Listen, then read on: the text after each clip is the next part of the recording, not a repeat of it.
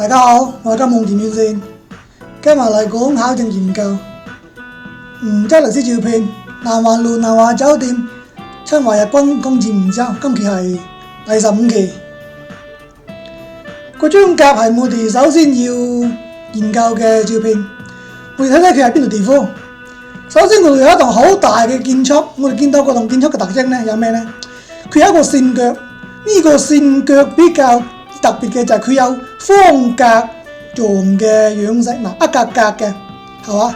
一格格嘅方格狀嘅樣式，嗰隻係比較標誌嘅特徵。第二個，我哋見到佢嘅立面，佢嘅立面呢，邊度地方係向外凸呢？嗰度佢都係平嘅立面，但係呢，嗰度位置佢好似係有咁樣嘅一個走向。呢度位置係嘛？呢度位置佢突出嚟嘅，相當於嗰度地方同嗰度地方，佢咪同一個平面係突出嚟嘅。嗰度突 ，A 嗰度突 ，B 嗰度 B 同 C 同 D 同 E 全部都係同一隻平面嘅，所以呢，嗰度立面咧向外凸。另外嗰度招牌嗰度，佢好似有隻咩南乜嘢鬼，或者講咩南啦係嘛？南咩嘢嘅咁樣呢，嗰種咁樣嘅招牌呢，就好容易嘅令人諗到咩呢？諗到呢個南華酒店。咁我哋就攞出南華酒店嚟對比下，咁嗰張月就係明確嘅南華酒店。雖然我冇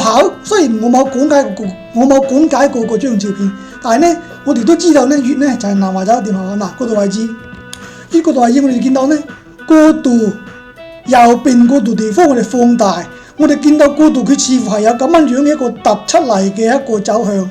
就係因為呢一個陽台外凸，所以導致呢佢呢個線腳呢都跟住呢個外立面咁樣凸。咁過直凸呢一個特徵呢，就同我哋啱先所講到嘅呢一種外凸呢一度向外凸嘅呢度位置呢係需要混合嘅。同時我哋都見到呢兩者線腳都係有呢種方框格狀樣式，甲乙喺呢一點呢係混合嘅。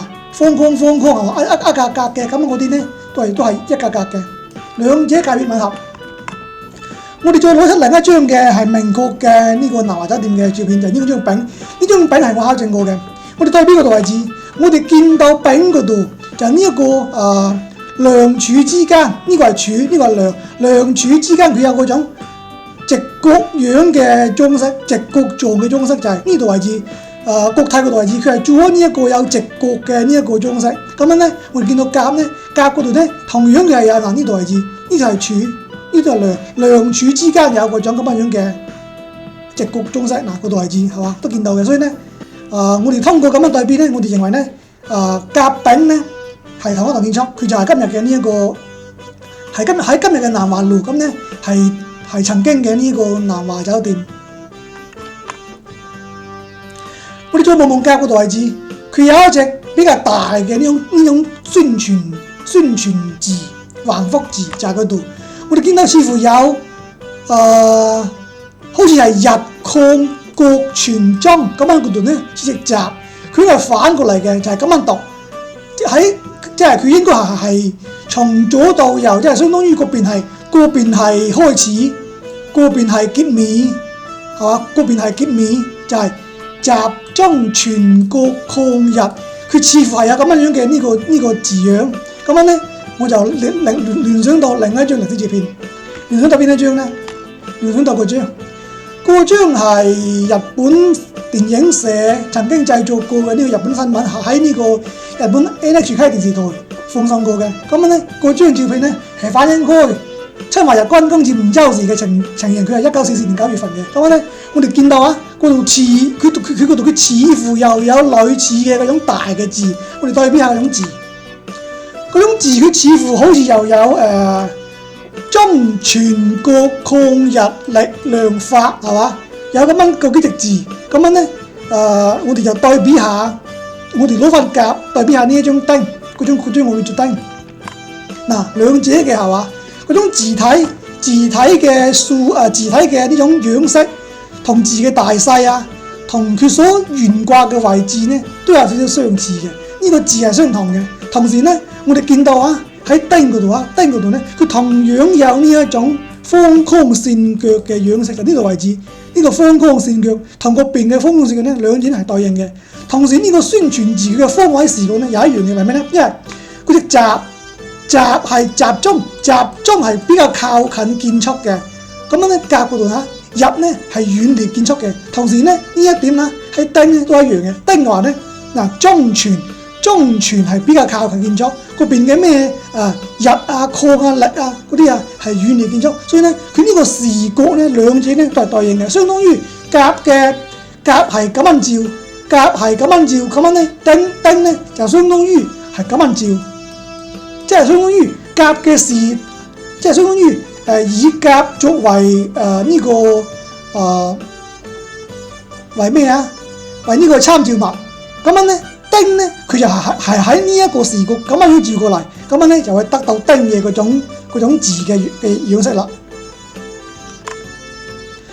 同時，我哋再對比下呢個丙丁嘅呢個建築框架。嗰張丙就係南華酒店南華路嘅，我哋見到嗰種框架啊，窗嘅框架比例，嗰度丁嗰度有豎向嘅呢個窗，咁咧同呢個已知嘅已考證嘅呢個丙咧，呢個窗框架咧都係有類似嘅，所以咧。咁樣嚟咧，根據我哋以上分析咧，我哋咧就認為咧，丙丁係同一度位置嘅，所以丁考證完畢，佢就係呢個南華路，同時個動建倉咧就係南華酒店。咁啊甲我哋啱先都講過啦，佢就係呢個南華路嘅南華酒店。所以我哋對丙，我哋對甲同丁兩張咧考證咧就完畢啦。咁我就做開呢一個。梧州街嘅變遷同金色對比就係呢度位置，兩張嘅拍攝視角咁啱嘅，佢就係反過嚟嘅，就係相當於係甲嗰張咧就係從西南，即係嗰邊係南，嗰邊係西，嗰邊係北，嗰邊係東，從西南往東北拍，咁樣咧丁咧就係從東南，嗰邊係東，嗰邊係南，嗰邊係西，嗰邊係北。從東南往西北拍，兩隻相反嘅方向，得到咁樣嘅呢一個照片。咁今期就講下啦，多謝大家收睇，拜拜。